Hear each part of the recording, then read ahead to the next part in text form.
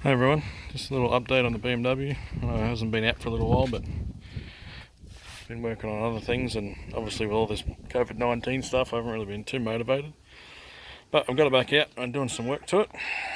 Some new brakes going on.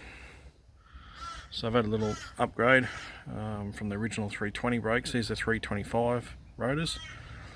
Turns out the 320 calipers are the same as 325, but the carrier isn't. So waiting on that. But it's also been in, you can't really see it, but it's also been in for a rear subframe strengthening. So you put all these mounts on the mounting holes of the subframe, weld them all in, strengthen it all up, because this had some good cracks in it. So that's all been done. I've got some 330 front brakes for it. So the same rotors as the back, but obviously bigger. These are 325mm, I think, and a 330 caliper. So these are just a straight replacement bolt-on. Got some braided brake lines in there. Also replaced the lower arms because they were a bit loose. Ball joints were stuffed in them. Yeah, so that's all going on. Obviously got some new studs. Much better than those silly little wheel bolt things that they come with.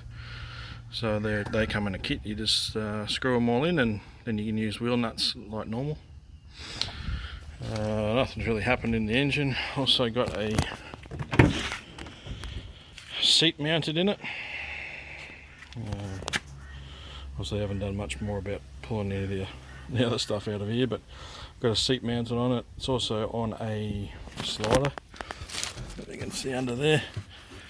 You can slide it forwards and backwards. The idea with this car is to use it for enduros, so be me and one other driver, so I wanted the opportunity to drive with whoever was available at the time. So got that seat mounted on a slider. Also do have a shifter for it, which I haven't put that in yet, but yeah, just a real quick update what's going on with it.